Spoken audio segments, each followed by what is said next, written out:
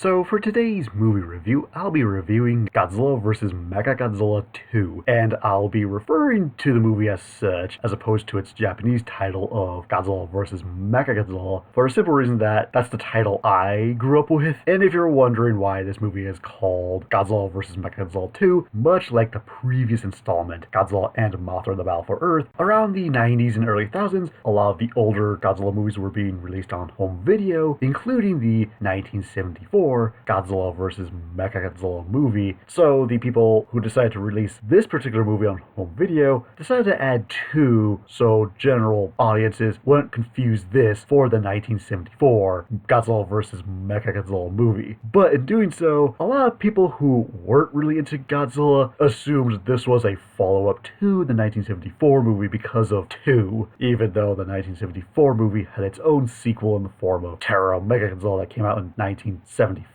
Although this makes me wonder why the people who were releasing this movie on home video didn't add a subtitle beneath it like the previous installment before this. But enough about the movie title. As far as the production of this movie is concerned, if you remember in my review of Godzilla and Mothra: The Battle for Earth, supposedly that movie went through several drafts, and according to one source, an early draft of that movie would have ended with Godzilla killing Mothra, leading to an immediate follow-up in which Mothra's corpse is reconstructed into a cybernetic superweapon dubbed Mecha-Mothra that would have fought against Godzilla. But this idea was later scrapped in favor of having Mothra live and having Batra die in her place in that draft of the movie. Which leads us to Mechagodzilla, because the producers of the Heisei movies discovered that the previous two installments were pretty popular for the simple reason that they were bringing back classic foes from Godzilla's Rogue Gallery, so the next logical step was to bring back another iconic villain, that being Mechagodzilla. And the reason why they wanted to do Mechagodzilla, sometime around the production of Godzilla vs. Biolate, another movie was released around this time period called Gunhead, which featured various mech designs. And I think the producers of this movie were heavily inspired by the mech designs from that movie, which is why they wanted to feature Mechagodzilla for this movie, supposedly.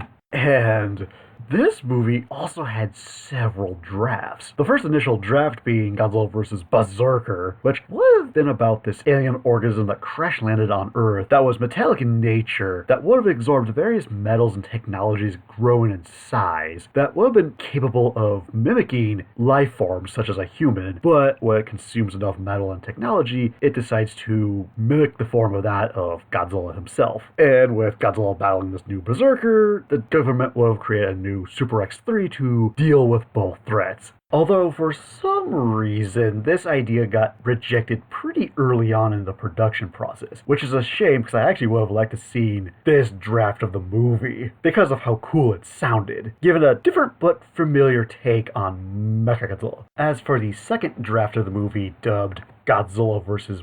Mechagodzilla Metallic Battle. Now, if you recall my review of Godzilla vs. King Ghidorah, when the producers were trying to do a Heisei remake of King Kong vs. Godzilla, but couldn't, which led to them trying to make Godzilla vs. Mecha-King, essentially the plot to this movie would have been exactly the same as that movie, just replace Mecha-King with Mechagodzilla, and you get the same idea. Although for some unknown reason, this draft of the movie never happened. And as for the next two drafts of the movie, this is where the actual outline of the movie would start to take shape, although with some major differences. For example, between both drafts of the movie, Mechagodzilla was originally supposed to be a combining robot that would have consisted of two parts. An upper half that would have transformed into a jet-like machine, while the lower half would have transformed into a tank-like machine. And when the two combined together, they would form what essentially would have been called the Union Mechagodzilla.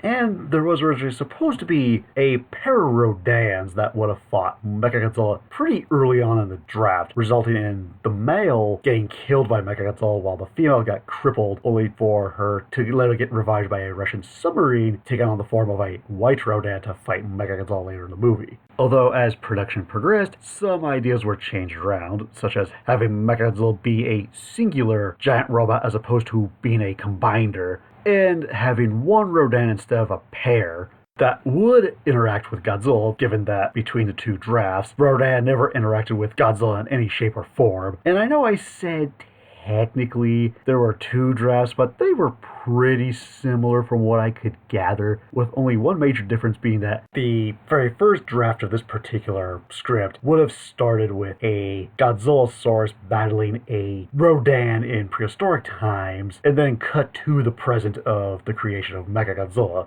Although this segment revolved around the Godzillasaurus battling a Rodan in prehistoric times, would be dropped in the second draft for understandable reasons, given that it would serve as nothing more than a pointless tease for a fight between Godzilla and Rodan that would never happen within those two drafts of the movie. But other than that opening tidbit, both drafts of the movie were basically the same. But with a few more rewrites, we would eventually get Godzilla vs. Mechagodzilla II as we know it. And rumor has it that this movie was meant to be the final installment of the Heisei Era of the Godzilla franchise. Not sure if that's true or not, but I really don't think that is the case, given that we have two more movies in the Heisei series that come after this, but I'm getting ahead of myself. Which leads us into our question. If this movie was intended to be the final installment of the Heisei Era, do you think this would have been a good way to conclude the Heisei Era of the Godzilla franchise? As for the plot of the movie, with G-Force recovering the remains of Mecha-King Ghidorah, they decide to reverse engineer the mech and use its 23rd century technology in order to create a mechanized weapon of their own in the form of Mechagodzilla, with the sole purpose of killing Godzilla once and for all. Meanwhile, a group of scientists stumble upon an egg which begins to hatch, only to discover that the offspring is a Baby Godzilla, which attracts the attention of not only Godzilla himself, but a giant pteranodon called Rodan, who has a special kind of relationship with Baby Godzilla, resulting in a three-way face-off between Godzilla, Mechagodzilla, and Rodan. Will Godzilla reunite with his son, or will the resulting battle with Mechagodzilla leave Baby Godzilla an orphan? Now, in terms of what I liked about the movie, out of any installment seen within the Heisei period of the Godzilla franchise, Godzilla vs. Mechagodzilla II is by far the fastest paced movie, in that sense where the moment you start the movie, it goes by pretty quickly, which is impressive because the movie itself is an hour and 48 minutes, and it goes by fast, for the simple reason that it has a lot going on within its narrative for both the human and monster characters. And another aspect that I think works incredibly well that ties in with the pacing to this movie is the way the narrative balances out both the human characters with the monster characters in this movie, because with a lot of Godzilla movies, I get that you need to have some focus on the human cast of characters, but there are some Godzilla movies in which they focus too much on the human characters, where the monsters don't get as much screen time. Yet with this movie, there's a good balance between cutting back and forth between the human characters and the monster characters, which is why I think the pacing worked so well for this movie, because it knew how to balance out the human with the monster characters, because this movie does remember that Godzilla and his kaiju brethren are characters in and of themselves.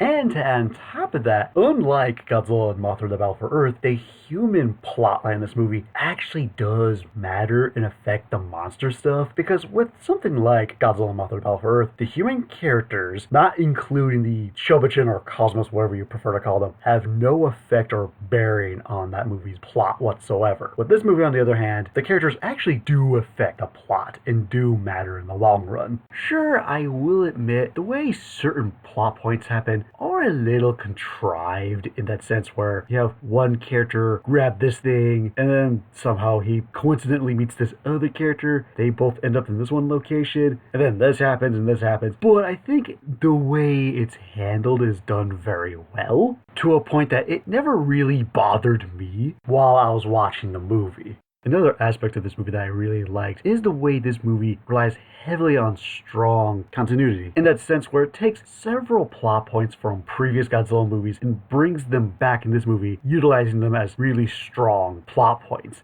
And I have two examples to back this up. The first example revolving around Mecha-King Ghidorah from Godzilla vs. King Ghidorah, in that sense where G-Force literally uses the technological remains of Mecha-King Ghidorah to reverse engineer the technology from the 23rd century to create Mechagodzilla. And on top of that, I really do like the new origin the filmmakers give this incarnation of Mechagodzilla, because unlike King Ghidorah from Godzilla vs. King Ghidorah, where instead of being a intergalactic planet destroying dragon, King Ghidorah became a living biological weapon used by the Futurians, created through a fusion of 3 genetically engineered Dorats. That's what I would say is the most compelling origin that would fit Godzilla's longtime arch nemesis. With the origin that's given to this incarnation of Mechagodzilla, I think it made a lot more sense, given that Mechagodzilla at the end of the day is still a weapon used to fight against Godzilla, but instead of being built by aliens, it's built by mankind by reverse engineering technology from the 23rd century. That fits naturally within this timeline. And for my second example of this movie utilizing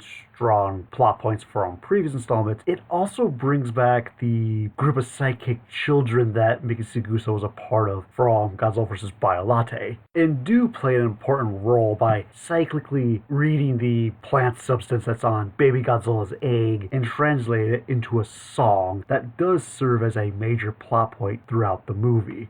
And unlike their appearance in Godzilla vs. Biolate, I think having the group of psychic children showing up in this installment actually made sense to me, given that in the past 2 installments, you had Godzilla vs. King Ghidorah, which dealt with time travel, and Godzilla and Mothra, The Battle for Earth, which had a more supernatural vibe. So I think having the group of psychic children showing up here again felt more appropriate this time all around. Another aspect of this movie I really liked is the human cast, because I think of all the Godzilla movies within the Heisei series seen up to this point so far, most of the human characters have not really been the best written in some cases, although I feel the human cast in this movie is by far the best human cast we've seen within the Heisei era of the Godzilla franchise, starting with Mechagodzilla.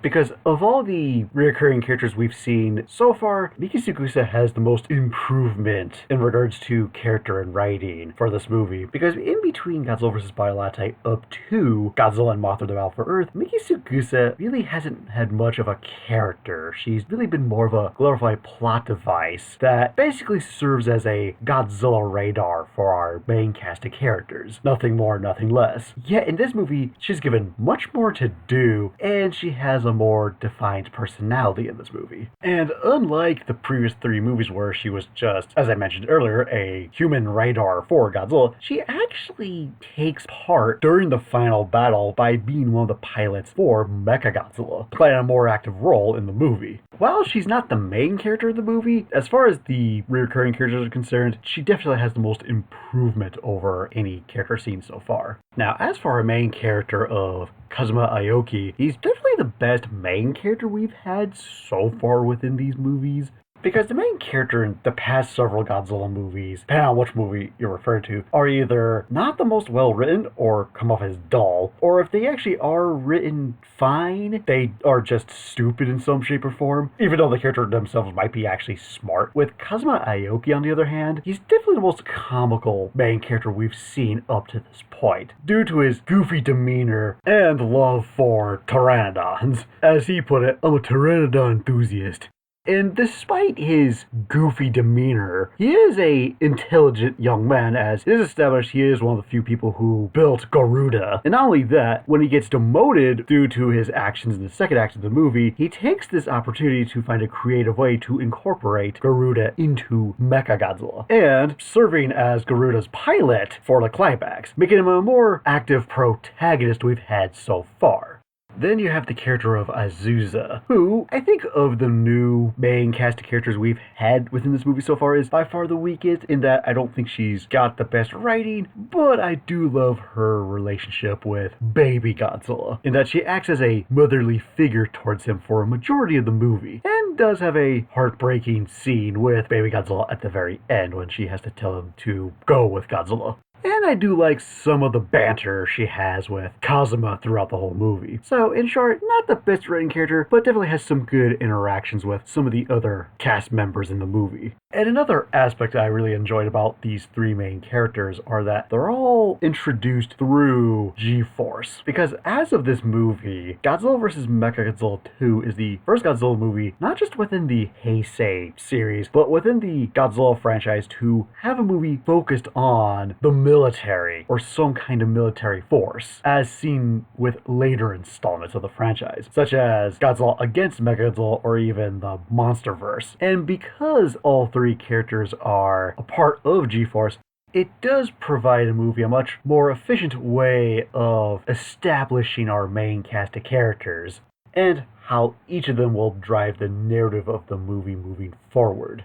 And speaking of Baby Godzilla, let's talk about the introduction of this character. Because for the first third of the movie, you're under the presumption that our main cast of characters collected a pteranodon egg, given that it was in the same nest that Rodan came from. But when we actually do get introduced to Baby Godzilla, it's done in a very creepy kind of way, where you hear the music playing from the ferns, which is very beautiful yet haunting. Combine that with the dark lighting of the electrical components in that one room going on and off, extreme close-ups of some parts of Baby Godzilla from his claws to his feet and tail, or even seeing his silhouette, it comes off as a horror movie. But then when you see the full reveal of Baby Godzilla, it's very anticlimactic in a cute kind of way. And while on the subject of Baby Godzilla, between Baby and Minya from the Showa period of the Godzilla franchise, Baby is a much better depiction of what a Baby Godzilla should be as opposed to Minya. Because when you compare Baby in this movie to Minya, on top of looking nothing like Godzilla and having a very ugly design for something that's supposed to be a infant, he's also a nuisance to both the human cast of characters and Godzilla himself. Whereas Baby, on the other hand, actually looks like a baby Godzilla who's not only adorable to look at, but also comes off as a gentle creature, who also plays a major part in Godzilla's ongoing story arc throughout the Heisei continuity, because back in The Return of Godzilla, this kind of establishes a ongoing story arc in which Godzilla, being the last of his kind, I think is trying to seek out other members of his species. And after his initial rampage at a nuclear power plant, he proceeds to follow a group of seagulls. In Godzilla vs. Biollante, Godzilla's main reason of trying to find Biollante is that he could sense some kind of similarities between him and Biollante, given that Biollante also contains some DNA from Godzilla himself. And just when Godzilla thinks he could be with that creature, Biollante gets scared and fights back. So as far as Godzilla trying to find members of his own family are concerned, haven't gone too well. Then this movie comes along, providing Godzilla a chance to be with a member of his own kind by adopting Baby Godzilla. And while on the subject of Godzilla, this movie goes back to basics with Godzilla having a relationship with his opponent in some shape or form. But not only that, but he actually has a relationship with both Mechagodzilla and Rodan in this, in that sense where Mechagodzilla is basically just a child made from the remains of Mecha-King Ghidorah, whereas Rodan has a more interesting relationship with Godzilla as opposed to Mechagodzilla, given that both Godzilla and Rodan were fighting over Baby Godzilla, providing for some interesting monster drama for the movie, since Godzilla and Rodan were trying to take custody of who was going to be the dominant family member for Baby Godzilla. And while on the subject of Rodan, I also love his role in the movie in that sense where he's not an ally to Godzilla, but he's not an ally to the human cast of characters. He, in and of himself, is essentially a wild card that you don't really know how he's gonna function within the movie, which is something that I think the filmmakers in Godzilla and Mothra the Battle for Earth tried to do with Godzilla, but I didn't think it worked out very well in that movie, given that both Godzilla and Batra were basically functioning as the same thing within the context of that movie. Whereas Rodan in this movie does his own thing and throws a monkey wrench into the plot in some shape or form, mainly in the last act of the movie. But still, I like how Rodan is his own thing within the context of the narrative. And an interesting thing I noticed about the English dub is that they refer to him as Rodan, which is what the character is called in Japanese. Another aspect of the movie I really liked is how the movie doesn't really have a villain involved for both the human and monster characters. Because with Godzilla, on the other hand, between The Return of Godzilla up to Godzilla and Mothra the Battle for Earth, Godzilla up to this point has been presented as a bad guy. Whereas in this movie, yes, he is still an obstacle for the humans to overcome, but we understand his intentions and they're not entirely bad, making his role in this movie more of a anti-villain than anything else, but still not a villain. And as far as the human cast is concerned, there's no villain whatsoever. Even when you have some of the internal debates within G-Force itself in regards to how to handle Baby Godzilla, the arguments that both sides of the human cast give in terms of why Baby Godzilla should be used as opposed to why he should be used aren't wrong, but both of them are right, since both sides of the argument come from a very understandable place. The military wants to use Baby Godzilla as bait to draw Godzilla away to save civilians. Then you have the other half of G-Force who opposes the idea of using Baby Godzilla as bait, given that Baby Godzilla is not only a harmless creature, but he also has his own intelligence and should be allowed to live freely, with no harm done to him. Now, another aspect of the movie I would like to discuss is how the weaponry of G-Force, from the likes of Mechagodzilla and the flying warship Garuda, tie into the anti-humanism aspect of the movie. And to remind you what anti-humanism is, I have to first remind you what humanism is. Humanism is the pretentious way of mankind declaring itself to be the end-all be-all thing in the universe, no matter if it's facing forces that are either natural, religious, supernatural, or the unknown. Whereas anti-humanism, on the other hand, is more of a course correction, basically reminding mankind where it belongs on the food chain. Now, before we go any further, what I'm about to say might not make a whole lot of sense at first, but hear me out. Because within the context of the Heisei Era of the Godzilla franchise so far, and still within the context of this movie, Godzilla has been a force of nature, representing more the destructive side of it, but a force in nature nonetheless. And he hasn't really taken on a supernatural or religious representation. With that said, let's talk about the overall design aesthetic to Mechagodzilla. Because for the longest time, this incarnation of Mechagodzilla has always been my least favorite, and to some degree still is my least favorite, but I think I understand why Mechagodzilla looks the way he does within the context of this movie, from a thematical point of view. More specifically, from a religious point of view. Because when you really compare the design of Mechagodzilla in this movie to his organic counterpart, they look nothing alike. Which is why, for the longest time, this was always my least favorite design of Mechagodzilla, because when you really do look at the design aesthetics to both Godzilla and Mechagodzilla, Godzilla is organic, has a long tail, jagged dorsal fins, his arms are close to his body, he's hunched over, and his snout is on the longer side and has mammalistic-like characteristics. Now, in contrast, Mechagodzilla, on the other hand, is mechanical. He has a short tail, a short snout, his dorsal fins are all symmetrically the same, he stands up straight, and his arms are more stretched out. And this design, I think, is intentional, because although this interpretation of Godzilla has never really been a representation of religion itself, I think from a humanist point of view within the context of this movie, this was mankind's way of attempting to match the gods, as it were, by building their own god in the form of Mechagodzilla, but instead of having Mechagodzilla look exactly like his organic counterpart, I think they intentionally reduced some of the more animalistic features in a way to make this version of Mechagodzilla more human, as it were. Case in point, this incarnation of Mechagodzilla is technically taller than this incarnation of Godzilla within the context of this particular movie. But given that the Godzilla franchise is really more anti-humanistic, Mechagodzilla is eventually defeated by Godzilla, because just when mankind finally thought they had total victory over Godzilla during the climax of the movie, Rodan, now taking on the form of Fire Rodan, throws a monkey wrench into their victory by giving its life force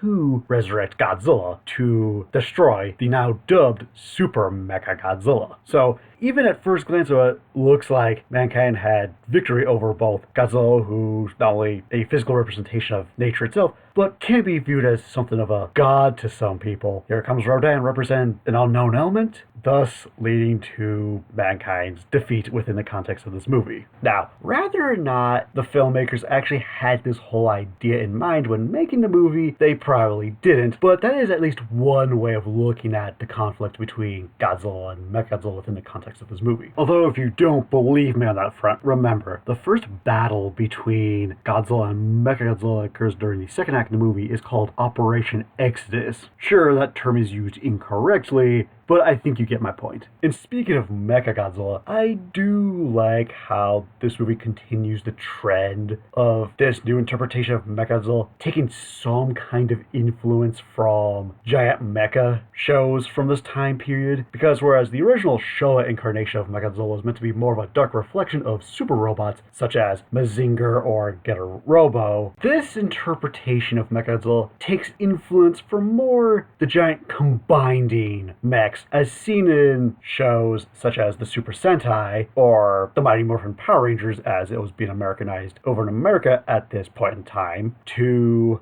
the fourth installment of the Brave mech series with 1993's The Brave Express Might Guining, and to some extent Space Runaway Ideon. And while technically this incarnation of Mechagodzilla isn't really a combiner like it was originally meant to be in the original drafts to this movie, I do appreciate the fact that some combining gimmick was still incorporated into this movie by having Mechagodzilla combined with the flying warship Garuda to transform into Super Mechagodzilla. And speaking of Garuda, alright, so maybe I was a little ahead when I said that Garuda tied in with the whole anti-humanism of this movie, but it definitely ties into the movie in a major way. Because Garuda typically is some kind of winged bird-like entity who can symbolize many things ranging from knowledge, power, bravery, loyalty, and discipline. But Garuda can also represent creativity, which I think ties into not just the movie,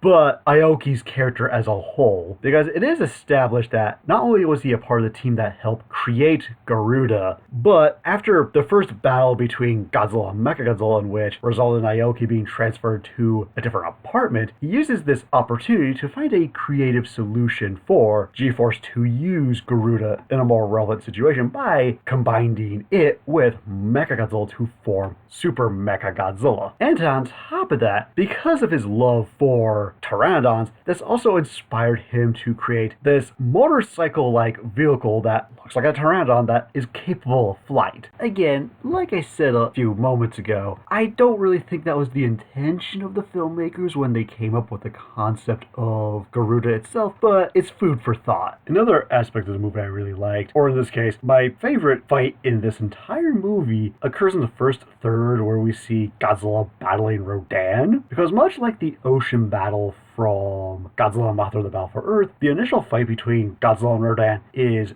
good old-fashioned tooth and claw fighting. Sure, I will admit, there are some camera movements that are a little janky here and there, but this was always my favorite fight, not just within the context of this movie, but within the context of the Heisei Era of the Godzilla franchise, for the simple reason that it is just simply a tooth and claw battle between two giant monsters. And one of my favorite moments during the fight is when we see Godzilla attempting to choke Rodan to death. I just think that's such a great moment. And on top of that, within the context of the Beam Wars trilogy, there's very little beam spamming within the context of this fight, since it is predominantly a tooth and claw fight. As for an aspect of the movie I have mixed feelings on is the script writing in regards to the way the movie handles certain characters and plot devices, because within the first third of the movie we get introduced to certain characters and plot devices such as Rodan and the Garuda, and as the movie progresses, these elements almost get forgotten, and just as you're about to forget said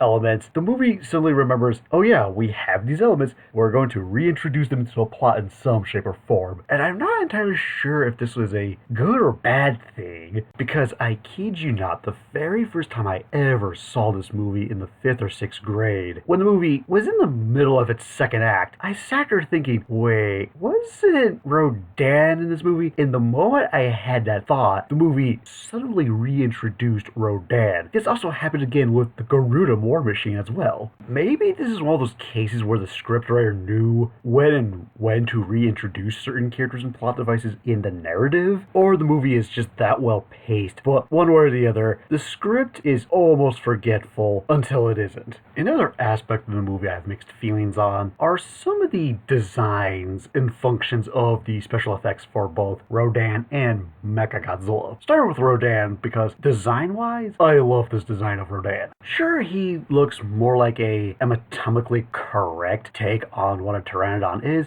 but I do love that they give him some draconian features, mainly with the horns and the spikes that run down his back, so it's not completely correct. Although the biggest problem I have with the design is the puppet used to depict this incarnation of Rodan, because anytime you see him flying, it doesn't look organic. It looks very stiff when he moves. Sure, I think the way the head and neck move are fine, but it's really the wings that do it in and don't do the design justice. Now, as far as Mechagodzilla is concerned, I did dive into his design a few minutes ago in terms of why he looks the way he does, but as far as the actual costume itself is concerned, it's one of those cases where the people behind the special effects focused more on visual aesthetics as opposed to functionality. And why this is a big problem with this particular costume for Mechagodzilla, if you paid attention to my previous review of Godzilla and Mothra: The Battle for Earth, I stated that a lot of the Godzilla fans label all the giant monster fights that occur between Godzilla and Mothra: The Battle for Earth up to Godzilla vs. Space Godzilla as the Beam Wars trilogy, given that most of the monster fights that occur between those three movies consist of Godzilla and his titular opponent spamming laser beams at one another for a duration of the fight with very little to no melee combat. And that's on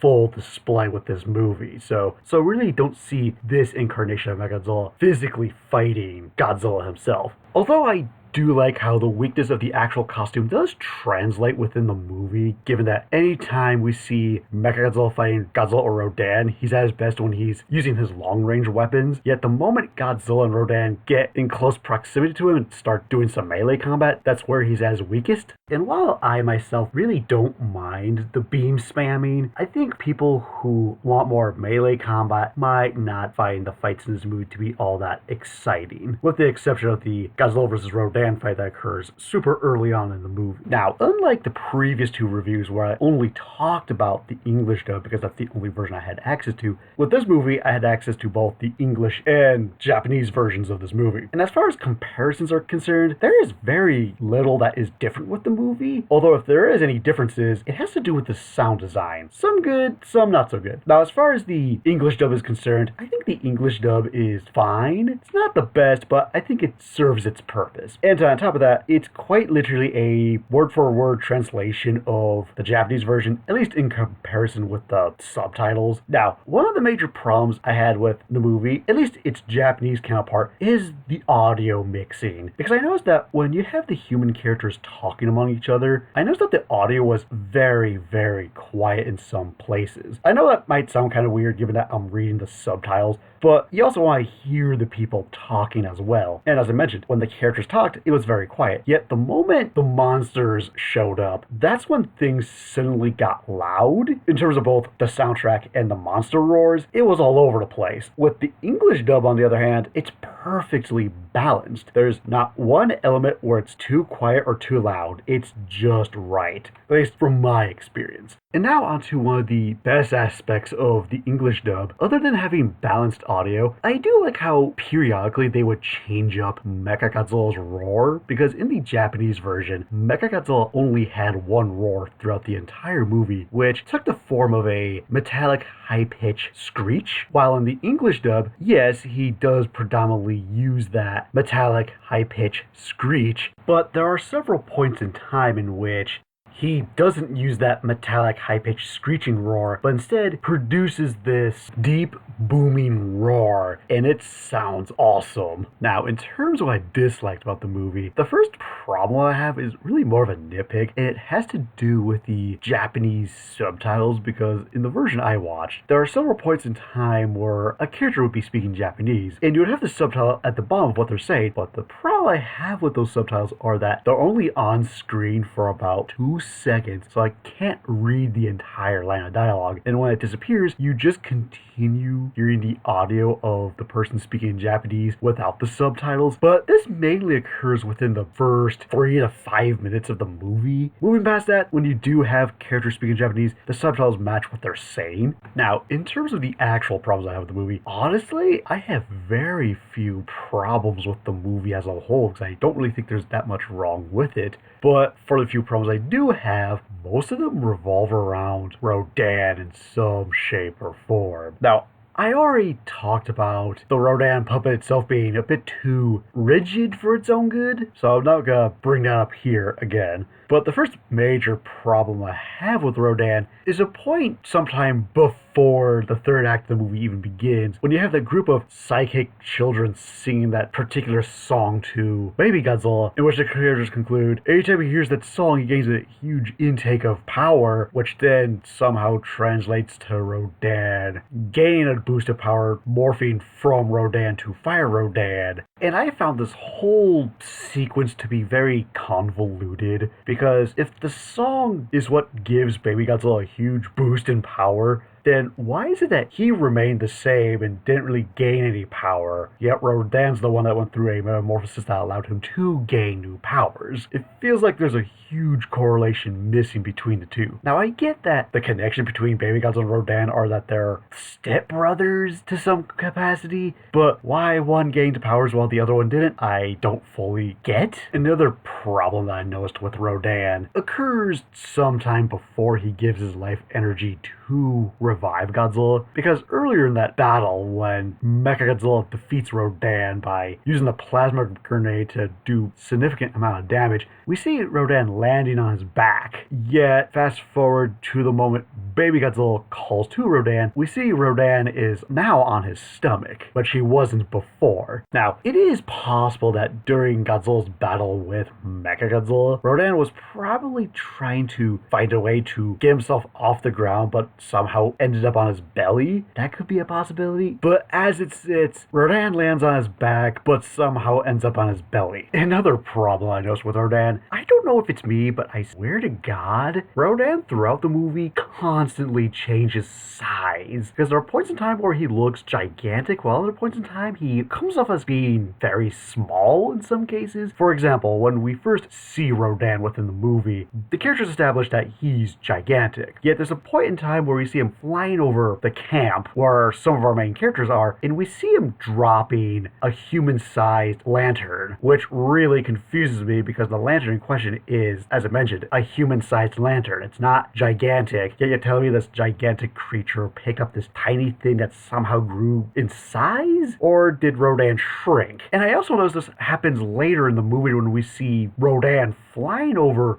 bits of the city. Not so much the physical puppet of Rodan, but his shadow. Because there are points in time where his shadow looks really gigantic, like he's several miles long, while other points in time he looks appropriately sized. And some of the chroma key effects used for Rodan when he's flying over certain parts of a city have not aged very well, in my opinion. Thankfully, these scenes don't happen often throughout the movie, although when they do, they stick out like a sore thumb, but thankfully it doesn't last long. Another problem that I have with Rodan in this movie is how this movie affects Rodan's character moving forward within the Godzilla franchise. Because Rodan in the original Showa series was no pushover, and he was one of the few giant monsters that could not only hold his own against Godzilla, but he was also one of the few to withstand his atomic breath. With this movie, on the other hand, Rodan became the Heisei equivalent to Anguirus in that sense, where anytime you see Rodan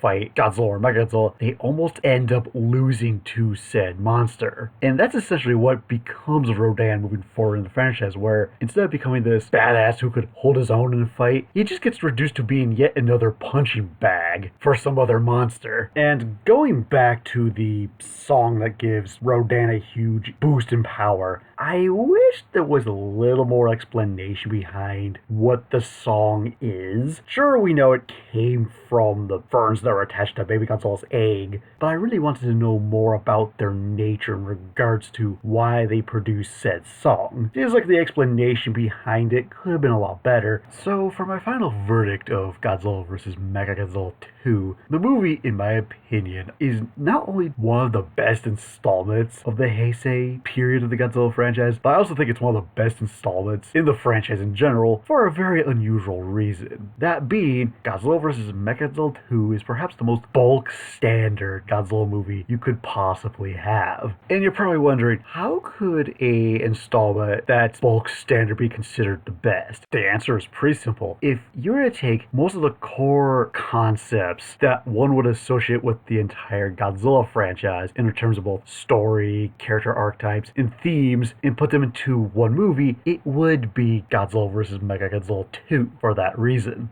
And it's one of the few Godzilla movies where it knows how to balance the human drama with the monster drama very well. And on top of that, I have very few problems with this movie, or if I do, most of them revolve around Rodan, with some of the special effects in some areas. Other than that, I think this movie is great, and I highly recommend this installment. So overall, Godzilla vs. Mechagodzilla II is one of the best installments of the Godzilla franchise for its bulk standard nature. And before I give my final rating, what did everyone else have to say about Godzilla vs. Mechagodzilla II?